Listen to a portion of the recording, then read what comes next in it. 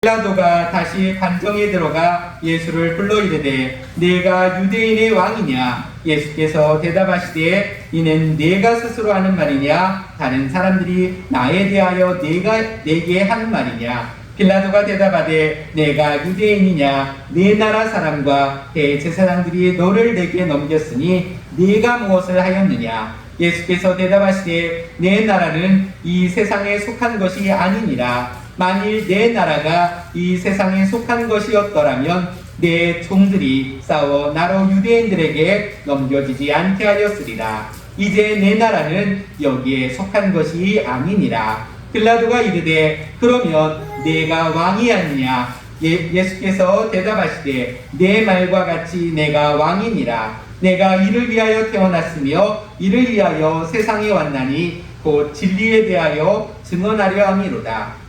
무릇 진리에 속한 자는 내 음성을 듣느니라 하신대 빌라도가 이르되 진리가 무엇이냐 하더라. 아멘. 자, 지난 한 주간도 평안하셨습니까? 아멘. 자, 우리 먼저 부활 인사하도록 하겠습니다. 그리스도께서 부활하셨습니다. 크리스토스 아네스티. 참으로 부활하셨습니다. 아멘. 자, 주님의 평화가 우리 모든 성도들 가운데 함께 하시기를 바랍니다. 하나님의 자녀답게 살고자 다짐하고 노력하는 우리 성도들을 영육간에 더욱 강건함으로 지켜주시기를 원합니다. 자, 예수님의 공생의 사역의 마지막 일상은 이방인 총독이었던 빌라도와의 대화로 마무리되고 있는 것을 볼 수 있습니다. 그런데 빌라도와 예수님이 나누는 대화는 서로 어긋나고 있는 것을 볼 수 있습니다. 빌라도는 예수님께서 하시는 말씀을 전혀 알아듣지를 못했습니다. 반면 예수님께서도 역시 빌라도를 설득하여 알아듣게 말씀하시기보다는 당신이 하시고자 하는 말씀만을 하고 계십니다. 그러면서 모든 것을 진리의 문제로 귀결시키십니다. 빌라도가 진리에 속해 있었다면 예수님의 말씀을 알아들을 수 있었을 텐데 그는 진리에 속해 있지 않았기 때문에 예수님의 말씀을 알아들을 수가 없었습니다. 그는 진리가 무엇이냐는 질문밖에는 할 수 없었습니다. 사랑하는 성도 여러분, 과연 진리가 무엇입니까? 세상 사람들은 이런 철학적인 이야기를 하면 듣기 싫다고 그만두라고 합니다. 하지만 주님께서 말씀하고 계시는 진리는 머리를 아프게 만드는 철학이 아닙니다. 진리는 바로 예수님 자신이십니다. 구체적이고 아주 현실적인 것입니다. 우리의 현재 인생과 영원한 생명을 좌우할 아주 현실적인 것이 바로 예수님이 진리입니다.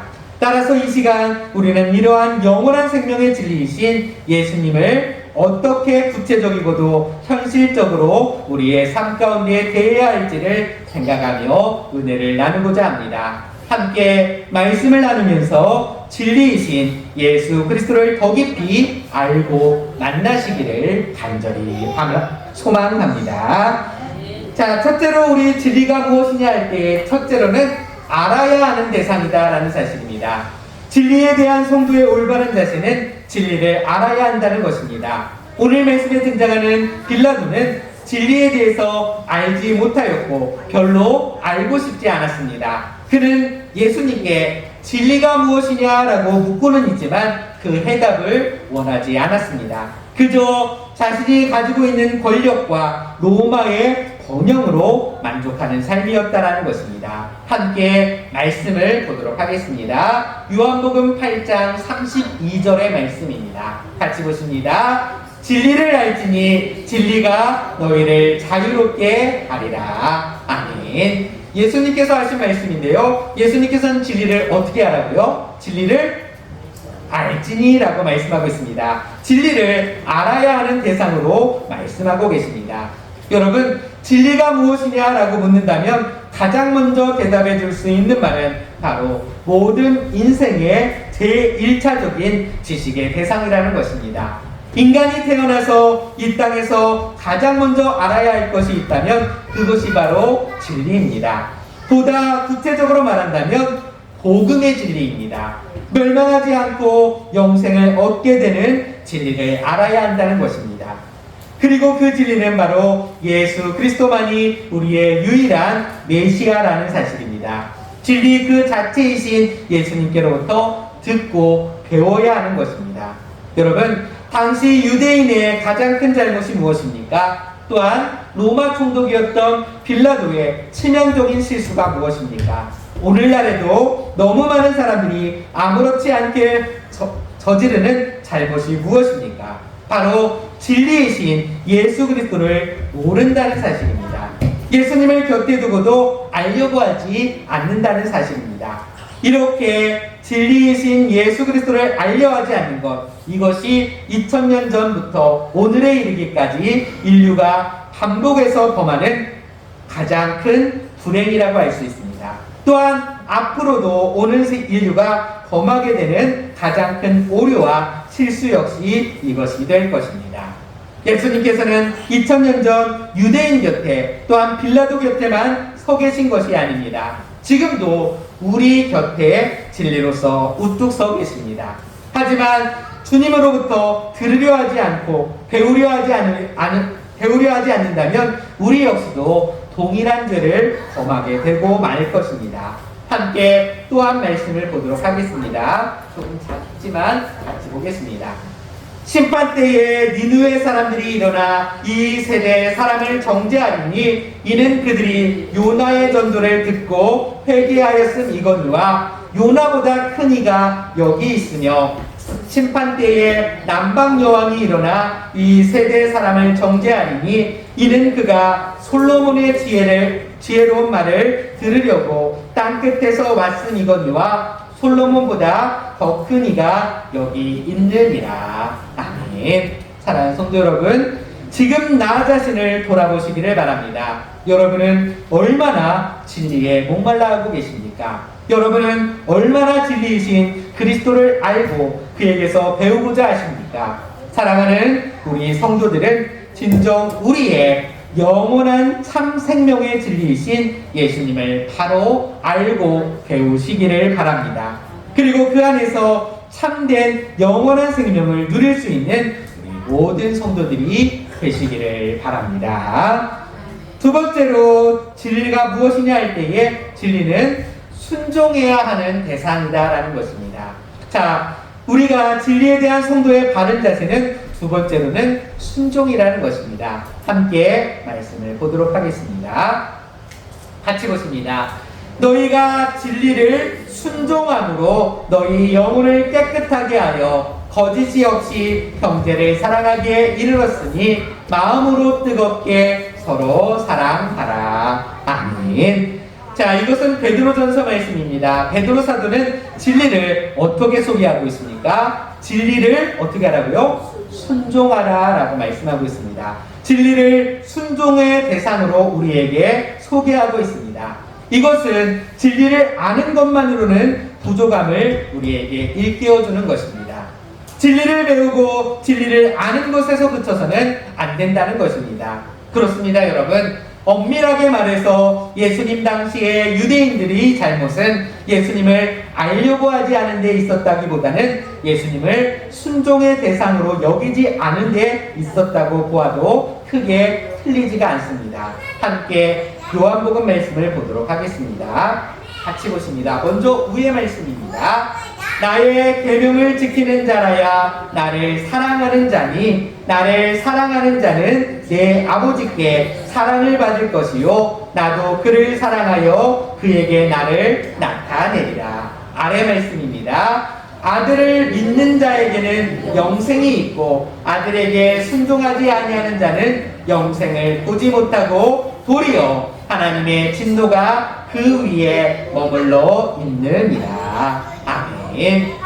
여러분, 예수님 당시의 유대인들과 이방인들의 차이가 무엇이었습니까? 아니, 더 자세하게 말씀드린다면 바리새인들과 세리나 창기와 같은 죄인들의 차이가 무엇이었습니까? 그들은 사실 동일하게 예수님과 같은 시대에 만났던 사람들입니다. 예수님을 알았고 예수님을 만났고 예수님의 말씀을 들었던 사람입니다. 자, 그런데 다만 차이는 무엇입니까? 바리새인들은 예수님을 자신들이 순종해야 되는 대상으로 여기지 않았다라는 것입니다. 오히려 자기의 종교의 경쟁자 정도로 생각했습니다. 예수님이 더욱더 유명해지면 자기들이 믿고 있는 그 믿음이 약해질까봐 그것을 걱정하였고, 그로 인해서 예수님을 어떻게든 없애야 된다는 생각을 하였던 것을 보게 됩니다. 자신들의 종교를 위협하는 존재로 생각하였습니다. 반면에 세리와 창기와 같은 죄인들은 예수님을 어떻게 생각하였습니까? 그들은 자신들이 힘써 순종하고 복종해야 되는 대상으로 여겼다라는 사실입니다. 자신들의 삶과 운명을 바꾸어 주신 그분을 믿고 따랐던 것입니다. 여러분, 또한 1세기의 이방인들 역시 마찬가지입니다. 그들은 우리와 동일하게 예수님을 직접 보지는 못했던 사람들입니다. 사도들과 제자들이 전한 예수님을 믿고 만났던 사람들입니다. 하지만 예수님을 자신들이 힘써 복종해야 되는 대상으로 생각했다라는 것입니다. 이것이 바로 운명을 가른 것입니다. 놀랍게도 하나님의 백성이란 호칭은 원래 누구의 것이었습니까? 이스라엘 백성의 것이었습니다. 혈통적인 이스라엘 백성들이 바로 하나님의 백성이었다라는 것입니다. 그러나 이제는 어떻게 되었다는 것입니까? 진정한 하나님의 백성이 된 사람들은 바로 복음의 진리에 순종한 이방인들이 되었던 것입니다. 영적 이스라엘이 참 이스라엘이요 하나님의 백성이라고 말씀하시는 것을 볼 수 있다는 것입니다. 그러므로 우리 모든 성도들도 진리이신 예수 그리스도를 순종의 대상으로 바르게 알고 말씀을 따라 순종하는 성도들이 되시기를 바랍니다. 그저 아는 것에 그치지 말고 진정 예수님이 우리의 영원한 생명의 주인이 되시며 왕 되심을 기억하며 그분께 더욱 순종하며 그 말씀을 따라 살아가는 우리 모든 성도들이 되시기를 바랍니다. 셋째로 진리가 무엇이냐 할 때에 셋째로 진리는 그 안에 속해야 되는 대상이다 라는 것입니다. 마지막으로 우리 성도들이 진리에 대한 바른 자세는 그 안에 항상 속해야 한다는 것입니다. 그 가운데 굳게 서 있어야 하는 것입니다.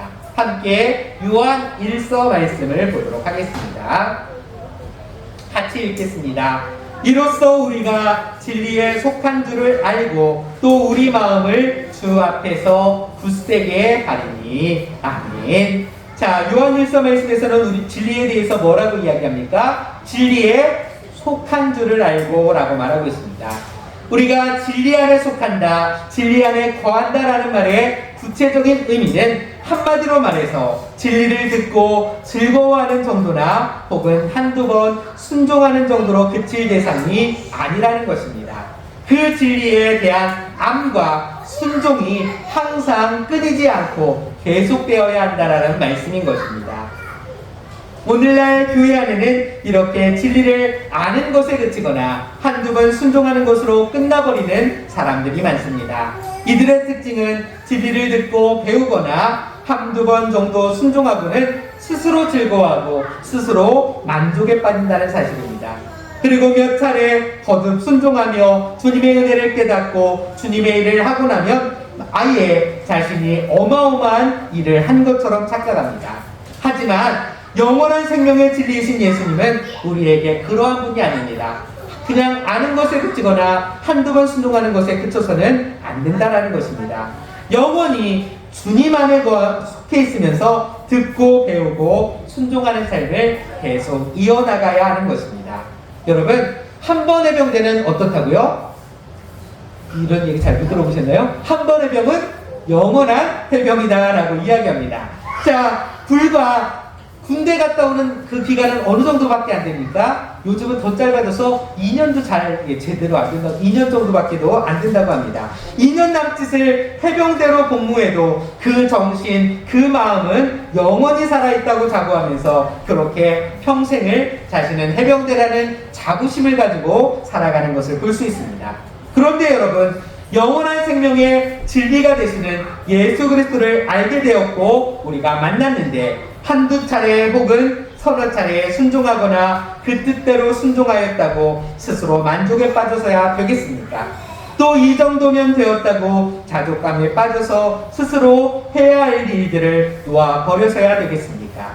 그러므로 우리는 이러한 이들과는 반대로 삶의 모든 순간순간에, 아니 일생토록 진리의 말씀대로 생명의 진리 되시는 예수 그리스도의 정신으로 살아야 할 줄 믿습니다. 그리고 그렇게 살아가다가 한두 번 실수하였을 때에 오히려 그 뜻대로 살지 못했음을 가슴 아파하는 삶을 살아야 하겠습니다. 이렇게 늘 진리 안에 거하는 자에게 주님은 영원한 생명, 그 진리를 우리에게 주실 줄 믿습니다. 사랑하는 성도 여러분, 눈을 떴으나 사실상 눈먼 맹인과 같았던 빌라도는 진리이신 예수님을 눈앞에 두고도 그 진리가 무엇이냐고 물었습니다. 그리고는 결국 진리이신 예수님을 십자가에 못 박는 주역이 되고 말았습니다. 이러한 잘못은 유대인들 역시 조금도 다를 바 없었습니다. 그들 역시 영의 눈이 멀었었기에 진리가 되시는 예수님을 십자가에 못 박도록 이방인의 손에 내주었고, 그에 대한 죽음의 책임을 자신들과 자기들의 후손이 치르겠다라고 하였습니다. 그러나 결코 그 죽음의 책임은 아무도 사람으로서는 지을 수가 없다는 사실입니다. 진정 그들은 진리를 알지 못했기 때문인 것입니다. 얼마나 안타깝고 어리석은 일입니까? 그런데 어쩌면 우리들 역시 진리이신 예수님을 이와 같이 대하고 있는지도 모릅니다. 만일 우리가 진리이신 예수 그리스도를 알려고 하지 않고 예수 그리스도께 힘써 순종하지 않으며 그 안에 굳게 속하지 않는다면 우리 역시 이들과 조금도 다를 바 없는 존재가 될 것입니다. 그러므로 이 사실을 바르게 깨달아 이제부터 예수 그리스도를 바르게 알고 힘써 순종하며 그 속에 자신을 굳게 세워가는 우리 모든 성도들이 되시기를 바랍니다. 우리가 진리이신 예수 그리스도를 바르게 알고 순종하며 그 안에 거할 때에 우리는 영원한 생명의 약속에 참여하는 믿음의 사람들이 될 줄 믿습니다. 우리 모두가 진리이신 주님 안에서 영생의 복락을 누리시기를 주님의 이름으로 간절히 축원드립니다. 기도하겠습니다.